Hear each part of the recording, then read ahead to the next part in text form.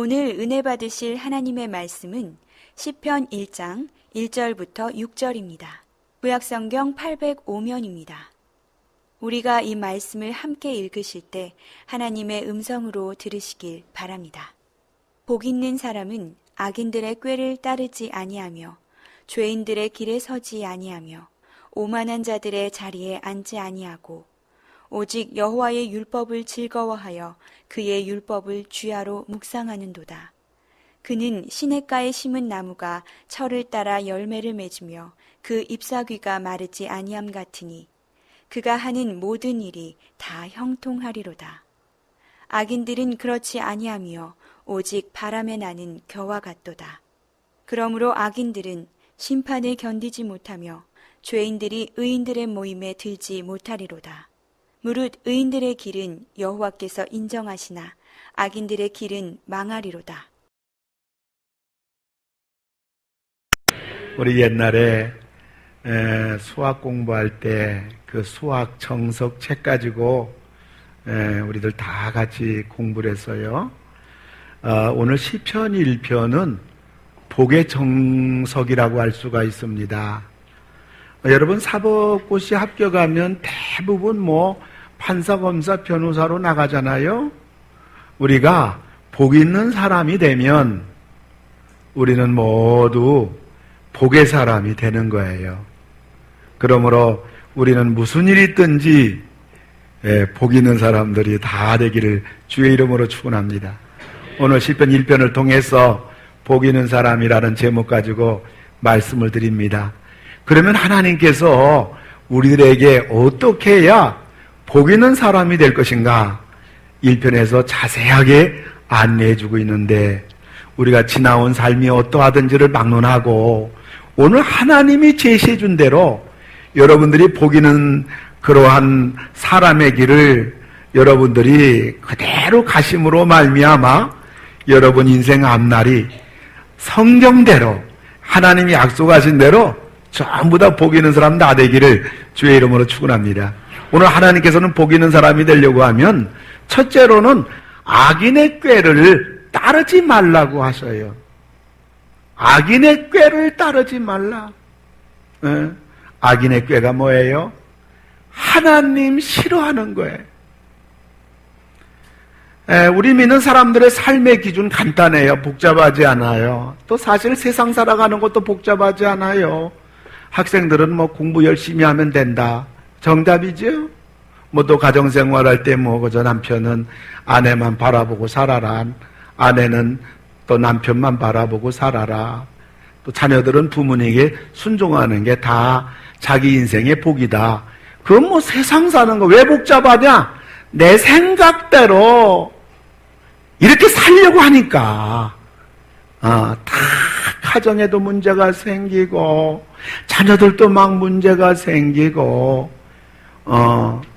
그래서 우리 믿는 사람들이 신앙세계에서도 교회 생활에서도 똑같아요. 하나님이 기준 돼야 돼요. 제가 두 손 꽉 쥐는 거는 아멘 소리 크게 들릴 때까지. 엎드려 절 받네요. 하나님이 기준이 되면 돼요.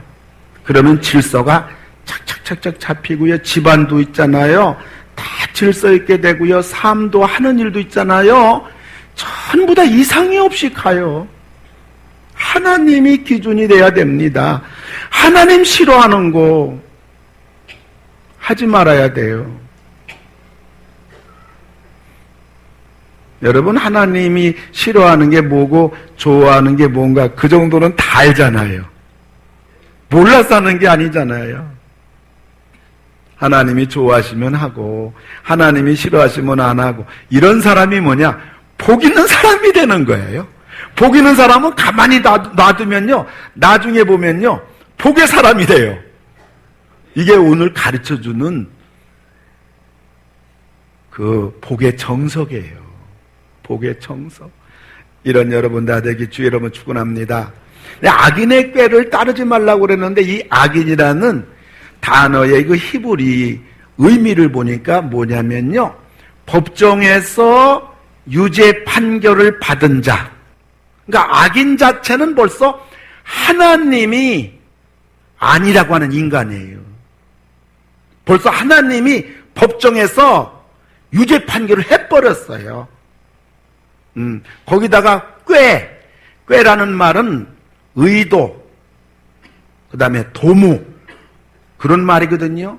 그러니까 벌써 잘못된 사람이 의지를 가지고 도모하며 반항하며 하나님이 싫어하는 거 알면서도, 하나님이 기뻐하지 않는 거 알면서도 나가는 거예요. 이게 누구 얘기예요? 우리들 얘기예요. 그러면 복 있는 사람이 못 된다는 거예요. 여러분들이 하나님이 좋아하는 거 하시고 하나님이 싫어하면 하지 말고. 아멘. 그래서 우리는 하나님이 싫어하는 일, 하나님이 싫어하는 행동, 하나님이 싫어하는 말, 하나님이 싫어하시는 길, 우리는 거저 가지도 말고 하지도 말고 듣지도 말고 그래서 악인의 꾀를 거부하는 사람, 이런 사람은, 복 있는 사람은 악인의 꾀를 따르지 않는 사람, 이런 사람은 복 있는 사람이다. 아멘. 그래서 우리 삶의 기준이 딱 되잖아요. 하나님 좋아하시면 가는 거야. 그러면 가다 보면요, 복 받아요.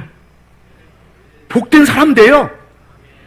근데 하나님이 싫어하는 거 알면서도 꾀, 의도, 도모 가면요, 결국은 오늘 시편 1편에 끔찍한 단어가 뭐냐면 망하리로다.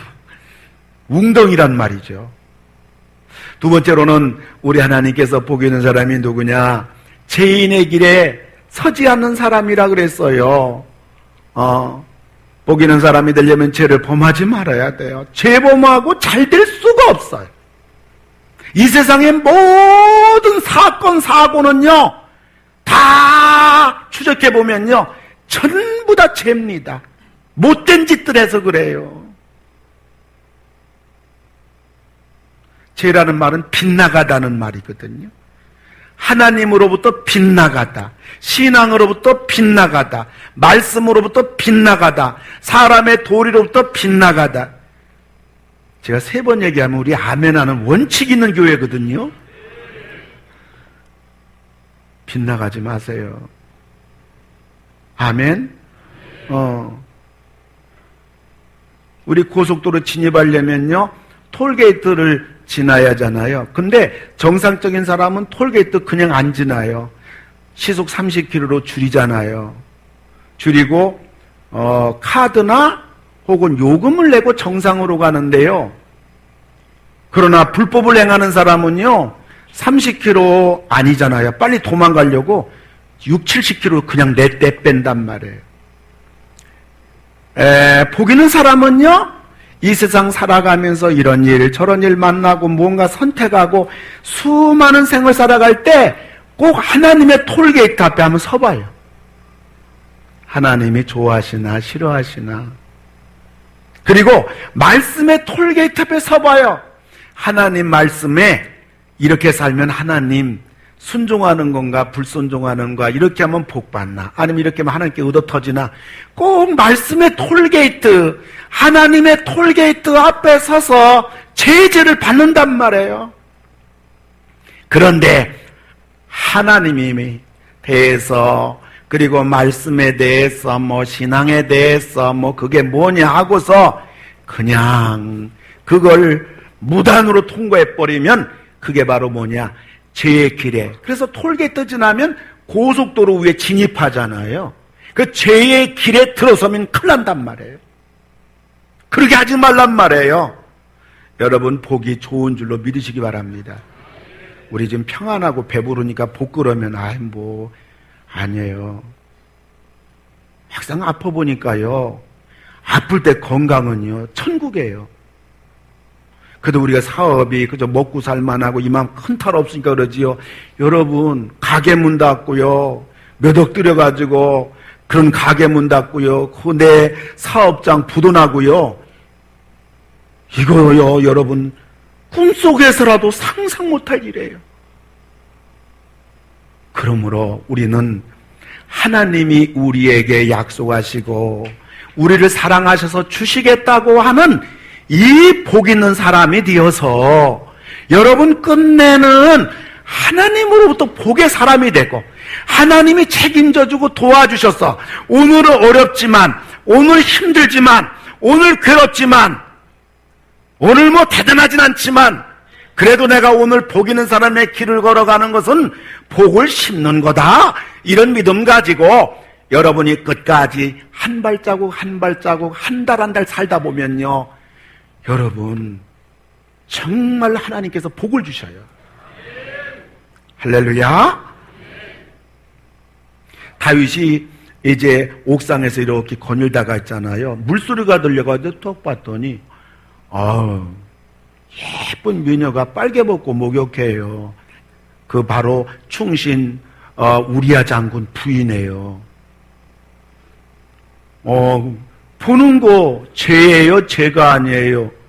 죄가 아니에요. 그 빨개 벗고 목욕하는 거 보는 순간에 별의별 생각 들었겠어요? 안 들었겠어요? 들었지요. 남자들도 아닌 것처럼 가만히 있지 마요. 아마 다윗은 갔다가 몰래 보고요. 보는 횟수도 많아졌을 거고요. 그리고 보는 시간도 길어졌을 거예요. 그거 죄예요? 죄가 아니에요? 나는 죄라고 안 그래요. 그럴 수 있다고요. 그러면 이제 하나님이란 톨게이트 앞에 딱 섰는 거요. 말씀의 톨게이트 앞에 딱 섰는 거요. 여기서 하나님을 생각해야 돼요.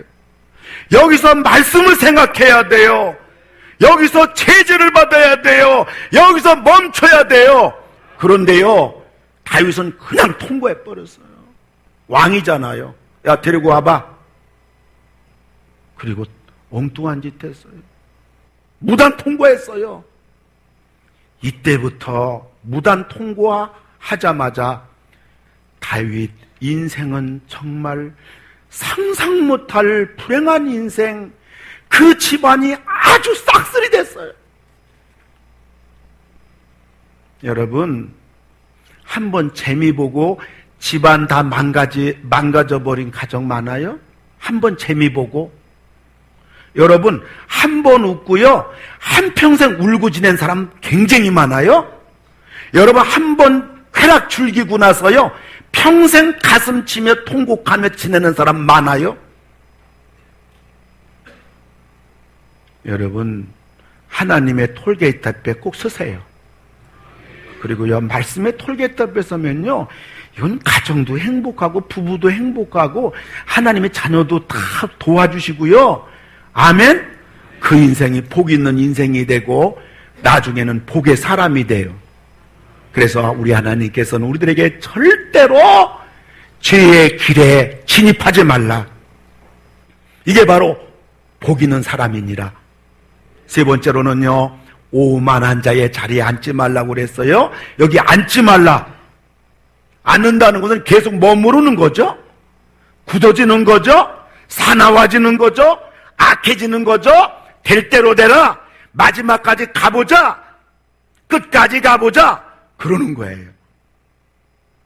그러면 뭐예요? 오늘 성경에서는 그런 망한다. 여러분 가정이나 여러분이 신앙생활이나 무슨 일을 만나든지 절대로 끝까지 가보자고 하지 마세요. 큰일 나요. 아멘? 그게 오만한 자의 자리에 그게 바로 앉는 거예요. 이 오만하다는 히브리 말은 뭐냐면 조롱하다, 비웃는단 말이에요. 그러니까 하나님을 조롱하는 거예요. 하나님 말씀을 비웃는 거예요. 하나님 해봅시다. 하나님 끝까지 가봅시다. 이거거든요. 절대로 이러지 마라. 왜? 우리는 복바다에 살기 때문에 그래요. 아멘? 아멘? 죄의 길에 들어서고 오만한 자의 자리에 다윗이 앉았어요. 선택은 자유죠? 결과까지 자유는 아니에요. 조금만 힘들어도 하나님을 그렇게 짰던 다윗의 기도 골방은요, 먼지가 가득 차버렸어요. 이미 오만한 자의 자리에 앉아있거든요. 하나님 비웃거든요. 입으로는 안 그래요. 행동이 그렇단 말이에요. 하나님 말씀을 비웃어버려요. 행동이 그렇단 말이에요. 달이 새도록 성경 읽었다고 시편 119편에서 다윗을 말하는데요, 성경책이 다 곰팡이 슬어버렸어요. 골리앗 앞에 어린 다윗 있잖아요, 사자같이 큰 소리 쳤어요. 근데 딱 죄의 길에 들어서고 오만한 자리에 딱 앉고 하나님을 무시하고 될 대로 대발하니까요, 부하 앞에서 벌벌 떠는 강아지가 되고 말았어요. 이런 다윗왕에서 하나님 한마디 하시는데 너무 무서워요. 사무엘하 11장 27절 보면요, 다윗의 행한 그 일이, 저 단어가 중요해요. 그 일, 그라는 정관사를 주의하세요. 그 일, 네가 이런 일 했고 저런 일 했고 저런 일 했고 그 일, 너의 모든 거 뭐예요? 여호와가 다 보셨단 말이에요. 아멘.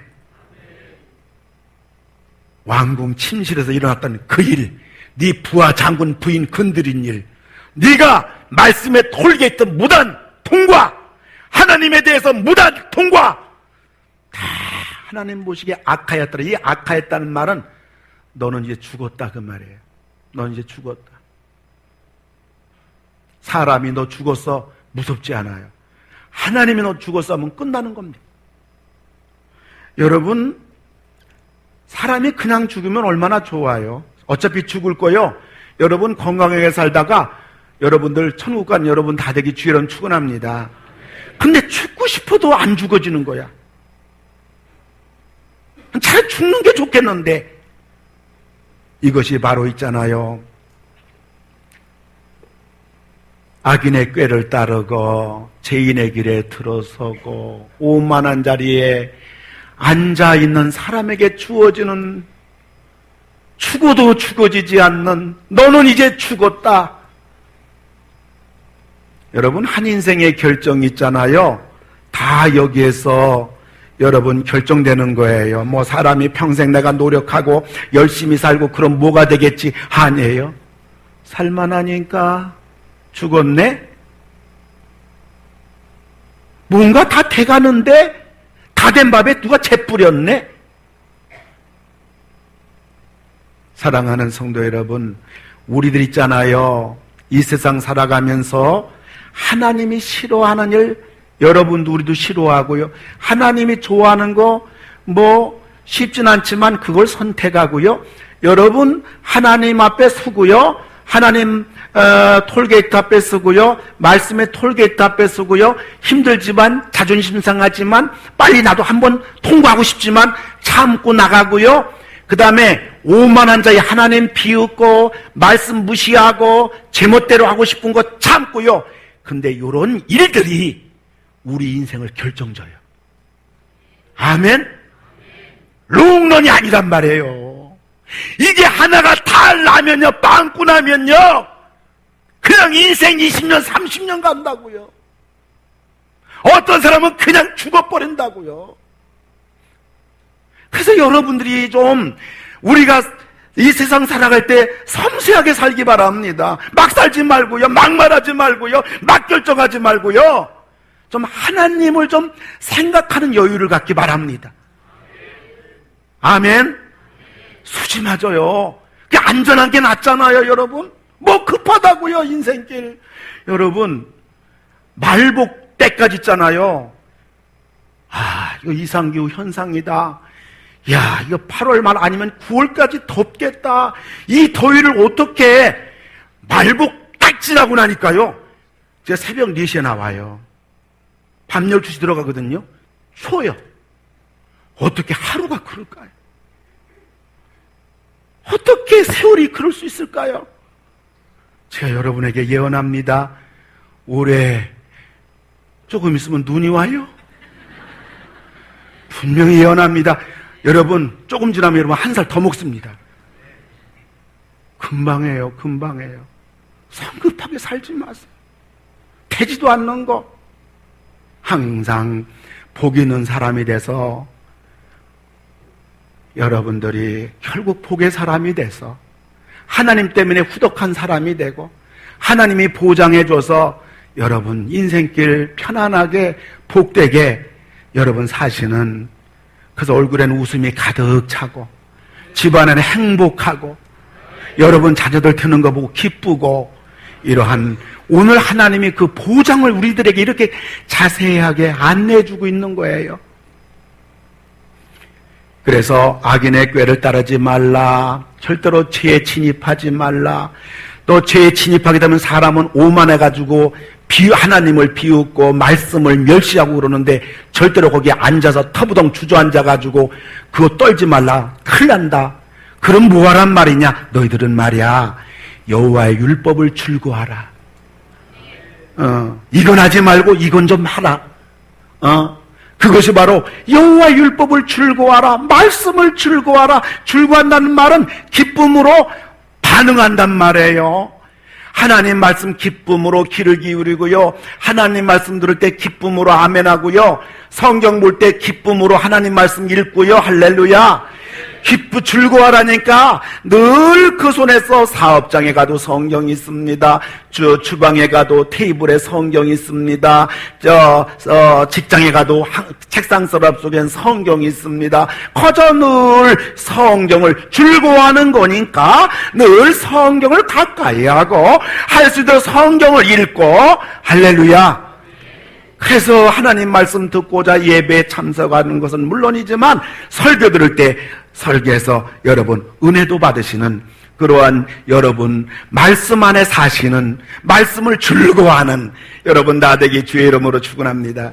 여러분 오리 전문으로 사냥하는 사람은요, 그 미끼를 두 가지 갖고 다닌다고 그러는데, 하나는 물가오리고 하나는 잠수오리라고 그래요. 물가오리는 오호수 주변의 얕은 물가에서 푸드덕거리면서 떠오르는 조그만 고기를 잡아먹는 오리라고 그러고요, 잠수오리는요 물속 4.5m까지 들어가가지고 큰 고기 잡아먹는 그러한 오리라고 그럽니다. 어쩌면 우리들에게도 두 종류의 신자가 있지 않을까 생각해요. 물가오리 같은 신자, 어떤 신자일까요? 그저 일주일에 한 번 간신히 그저 예배드리고 또 바쁘면 그것도 빠지고, 그래서 세상 호수 주변에서 정신없이 맴도는 신자, 어쩌면 물가오리 신자가 아닌가. 그러나 잠수오리 같은 신자가 있다면 하나님 말씀 그저 깊이 들어가기 위해서 그저 예배 참석하고 예배 시간에 말씀의 은혜를 받고 늘 성경책을 펼쳐놓고 살고 성경 말씀 묵상하고 또 기회가 되면 말씀 제자 훈련도 받고 그저 그 말씀대로 살려고 노력하는, 말씀에 깊이 들어가려고 하는, 말씀을 즐거워하고 날마다 말씀을 가까이 하는 그러한 성도가 있다면 그 성도는 참소오리 신자가 아니겠는가? 여러분 아무쪼록 말씀을 즐거워하고 말씀을 깊이 들어가는 여러분 되기를 주의 이름으로 축원합니다. 그리고 주야로 묵상하는 자라고 그랬어요. 묵상한다는 말은 율법과 하나님 말씀과 관계를 맺고 사는 걸 말하는데, 내가 읽은 말씀, 들은 말씀 생각해 보면서 뒤새김질해 보면서 이 말씀의 의미가 뭘까? 하나님이 나에게 왜 이 말씀 주셨나?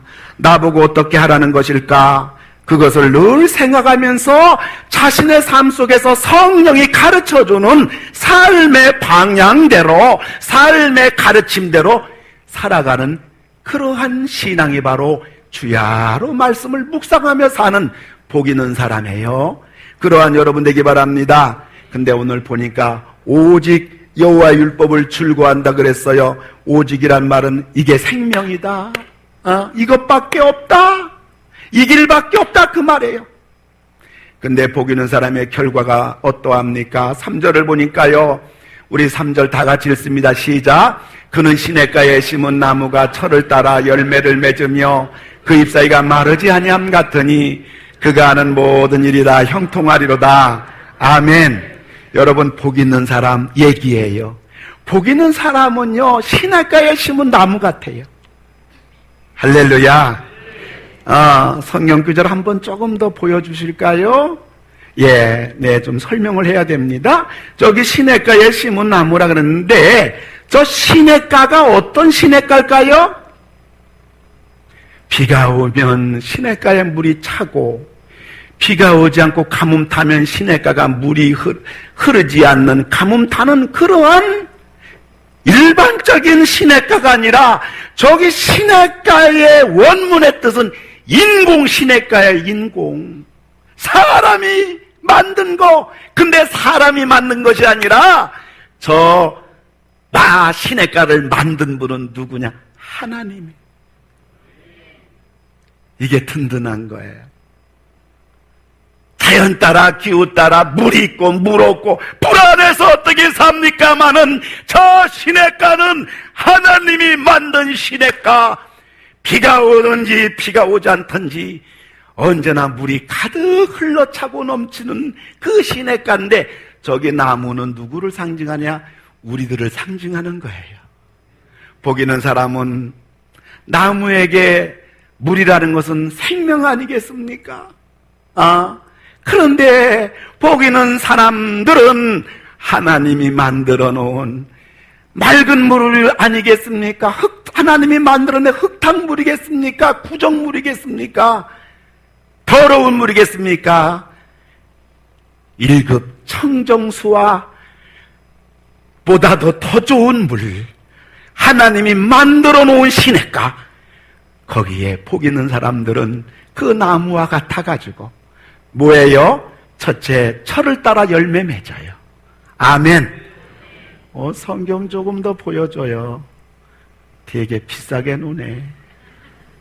두 번째 보면요, 그 잎사귀가 마르지 않고요. 계속 보여주세요. 지금 설명 계속 해야 되니까. 셋째는 그가 하는 모든 일이 다 형통해요. 세 가지 복이에요. 복 있는 사람. 아멘. 성경 가만 놔두세요. 설교 계속 할게요. 철을 따라 열매 맺는 거, 여러분, 성공이 뭐예요? 타이밍이에요. 철을 따라 열매 맺는 게 성공이에요. 어떤 사람은 사업회도 있잖아요. 딴 사람이 다 사업해서 벌 거 다 벌고 난 다음에 뒷북치는 사람, 쓰레기만 주워요. 벌지도 못하고, 가게 정리하느라고 힘들고, 가게 세놓느라고 나가지도 않아가지고 골치 아프고. 타이밍 문제예요. 우리 어제 김경진 집사님이 꽃게하고 조기잡이 배 2개를 운영하는데, 꽃게 잡으러 가신다고 추락예배 신방해달라고 해서 어제 갔어요. 가서 이제 이런 얘기 저런 얘기 들어보니까 그 꽃게 그 배 엔진을 이번에 1억을 들여가지고 엔진 성능을 올렸다고 그래요. 아우, 집사님, 어떻게 엔진을 왜 1억이나 들여가지고 성능을 그렇게 하는 이유가 뭐예요? 했더니, 목사님, 그거는요, 아무리 꽃게를 많이 잡아도요, 우리 배가 10노트인데, 시속 10노트인데, 10노트 가지고는요, 육지로 실어 나르는 거 있잖아요. 그게 늦어요. 분출 다투는데, 늦으면요, 꽃게 신선도가 떨어져서 가격치가 못 받아요.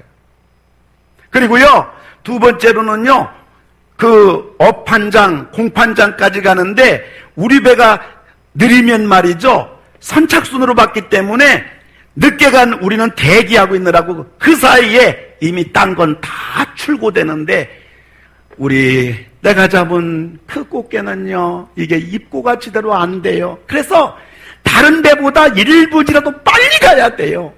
그래서 이번에 1억 들여가지고 엔진 성능을 올렸는데 10노트에서 이번에 14.5노트로 우리 배가 좋은 배가 됐어요. 무슨 얘기입니까? 시간 문제예요. 복 있는 사람은요, 때를 따라 철을 따라 열매 맺어요. 때가 될 때 돼야 돼요.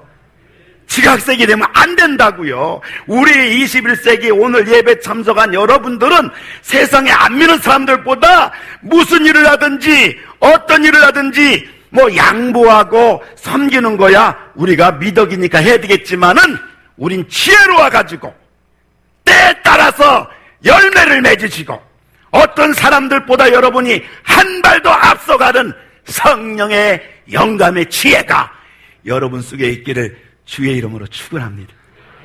때에 따라서, 철을 따라서 열매 맺어야 돼요. 뒷북치면 안 돼요.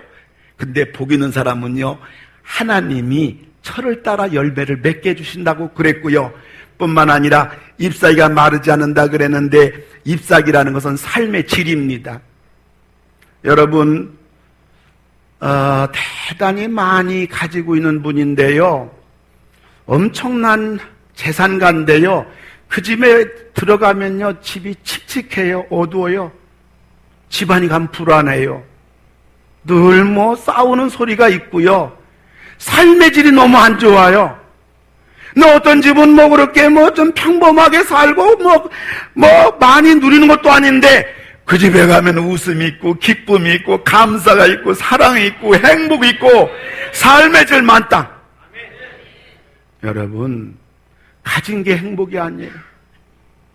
복 있는 사람은요, 잎사귀가 마르지 아니하니, 잎사귀가 마르면요, 그거는 인생의 갈등입니다. 인생의 방황입니다. 그건 인생 여정에서 허송세월이 있습니다. 인생에서 부두가 나는 겁니다. 그런데 복 있는 사람은 잎사귀가 마르지 않아서 항상 기쁘고 범사가 감사하고, 하나님이 도와주시고 합력해서 선을 이루시고, 어떤 데 나가도 복 받고 어떤 들어와도 복 받고 예상하지 못한 일이 정말 놀라운 일도 생기고, 할렐루야!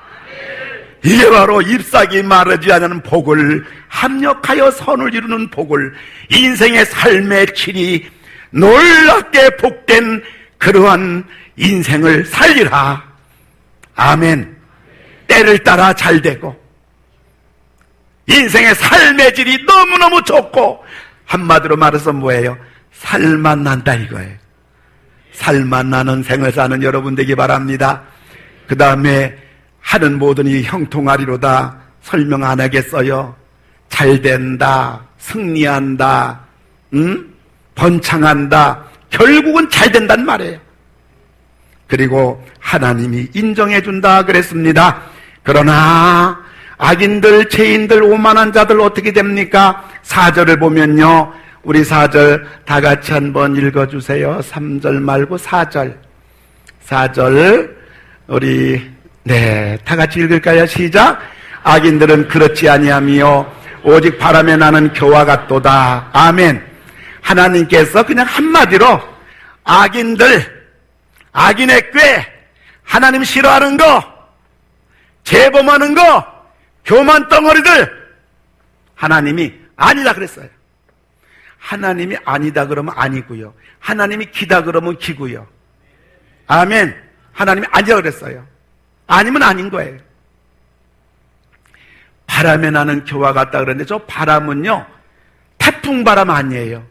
선풍기 바람 아니에요. 우리 옛날 이렇게 가을에 추수할 때 보니까 우리 부모님들 뭐 큰 선풍기 가지고 이렇게 막 바람이 일으키니까 그저 추수한 그저 벼 알들 이렇게 들어가지고 그 뭐 어떻게 이렇게 쭉 밑으로 내리니까 막 선풍기 바람 부니까 알곡은 그대로 오고, 그 다음에 쭉정이는 저 멀리 가고, 덜 알곡은 저 중간에 있고 그대로. 저기 바람은요, 그런 바람이 아니라 일반적으로 그냥 부는 바람. 일반적으로 부는 바람 앞에 종이 쪽지, 휴지 쪽이 그냥 날아가다 시궁창에 빠지잖아요. 그런 바람이라고요. 근데 성경에서 바람이라는 말은 무슨 의미냐면, 그저 그거는 별 볼 일 없는, 대수롭지 않은, 그리고 바람이라는 것은 말이죠, 그 뭐 아무것도 아닌 세상 거, 그런 것들로 인해 가지고 이리 치고 저리 치고, 이리 넘어지고 저리 자빠지고,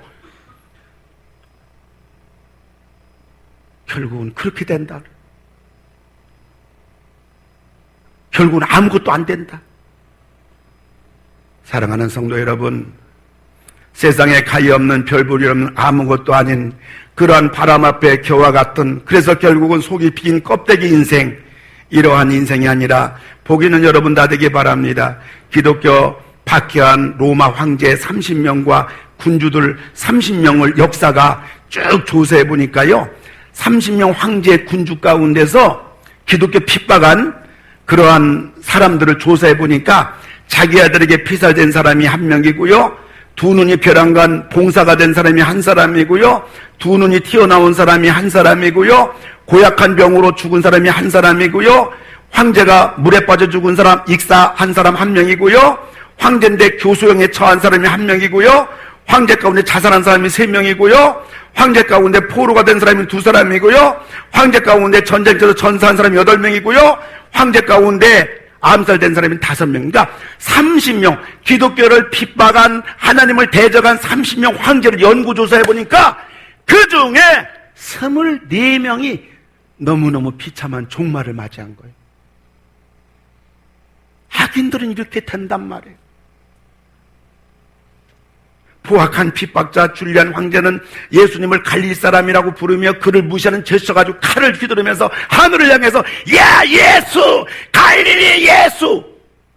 근데요, 전쟁에서 부상당해서 살아서 돌아갈 기미가 보이지 않자 그는 부상당하여 엉겨져 있는 핏덩이를 자기 칼로 긁어 모으면서요, 그가 독백한 마지막 말, 죽기 전에 한 말이 이런 말입니다. 그대가 이겼어, 갈릴리 사람이요. 그 말하고 죽었어요. 누가 예수를 당해요? 누가 하나님을 당해요? 하나님밖에 없는 줄 믿으시기 바랍니다. 중세기 위대한 신앙의 사람이었던 유구노파 신자들을 잔혹하게 핍박하던 불란서 찰스 9세는 숨구멍마다 피가 스며 나오는 무서운 병으로 밤낮 없이 고통당하다가 죽고 말았습니다. 말씀을 맺고자 합니다. 신실하게 믿음 생활하던 어떤 사람이 시내 중심가의 아주 대형 가구점에서 종업원으로 일하고 있었습니다. 워낙 성실하고 그 사업체를 내 사업처럼 열심히 할 뿐만 아니라 손님들을 너무너무 잘 섬기는 것을 본 이 사장님이 이 사람에게 사업상 욕심을 부리면서 주문했어요. 자네, 저녁 시간은 자유롭게 해주겠네.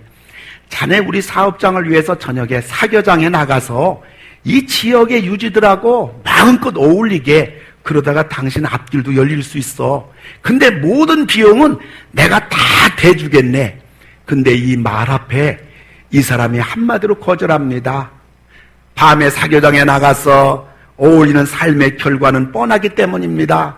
사업을 확장하고 싶은 이 사장님은 몇 주 후에 다급하게 또 종업원에게 주문하면서 여보게, 내가 마지막 일주일 동안 생각할 기회를 주겠네. 그러자 이 사람은 단호하게 말합니다. 사장님, 제가 결정하는데 일주일이 걸릴 필요가 없습니다. 저는 믿는 사람으로서 그렇게 할 수가 없습니다. 그럴 사람이 꼭 필요하다면 제가 당장 사표도 내겠습니다. 2년 후에 사장이 중병에 걸려 의사는 더 이상 살 수 없다는 사형 선고를 합니다. 병상에서 사장은 이 직원을 부릅니다. 병원에 도착한 이 신실한 종업원은 사장님이 오래 살지 않을 걸 알고 복음을 전합니다. 사장님, 제가 늘 말씀드렸습니다마는 사장님 예수님 믿으세요. 예수님을 영접하세요. 그리고 구원받으세요. 복음을 전할 때 이 사장님이 병상에서 예수님을 믿고 예수님을 영접하고 그리고 이제 구원을 받았어요. 그리고 이분이 죽기 전에 아내도 있고 자녀들도 여러 명인데서 이런 얘기합니다. 회사의 경영권을 자네에게 물려주겠네. 그러면 내가 평생 일궈놓은 이 사업을 당신은 성공할 걸세. 그리고 자네가 지금까지 신앙으로 살아온 그대로 이 사업을 운영해 주게나 하면서 이 사람이 눈을 감았대요. 여러분, 복 있는 사람의 전형적인 모습이에요. 시냇가에 심은 나무와 같은 사람이에요. 아무쪼록 복 있는 인생, 시냇가에 심은 나무와 같은 여러분들 다 되기를 주님의 이름으로 축원을 드립니다.